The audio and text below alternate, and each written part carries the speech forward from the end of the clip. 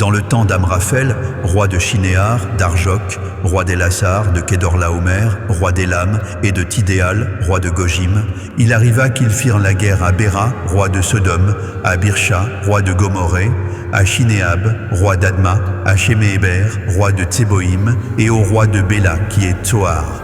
Ces derniers s'assemblèrent tous dans la vallée de Siddim, qui est la mer Salée. Pendant 12 ans, ils avaient été soumis à Kedorlaomer. Et la 13e année, ils s'étaient révoltés. Mais la 14e année, Kedorlaomer et les rois qui étaient avec lui se mirent en marche. Et ils bâtirent les Réphaïm à Ashteroth-Karnaïm, les Ouzim à Ham, les Émim à Chavé, Kirjataïm, et les Horiens dans leurs montagnes de Séhir jusqu'aux chênes de Paran, qui est près du désert. Puis ils s'en retournèrent, vinrent à En-Mishpat, qui est Kadès, et bâtirent les Amalécites sur tout leur territoire, ainsi que les Amoréens établis à Hatzatson-Tamar.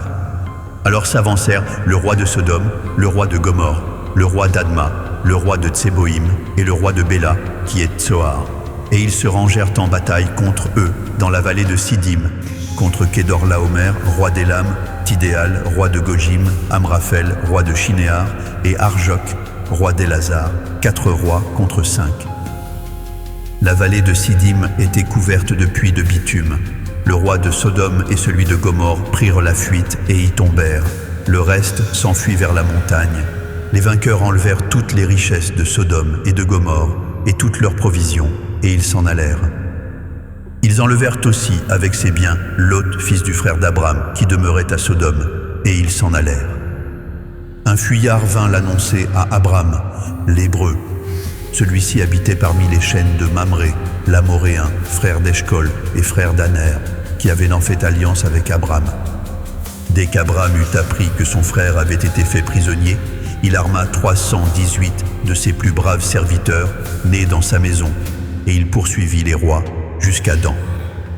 Il divisa sa troupe pour les attaquer de nuit, lui et ses serviteurs. Il les battit et les poursuivit jusqu'à Shoba, qui est à la gauche de Damas. Il ramena toutes les richesses. Il ramena aussi Lot, son frère, avec ses biens, ainsi que les femmes et le peuple.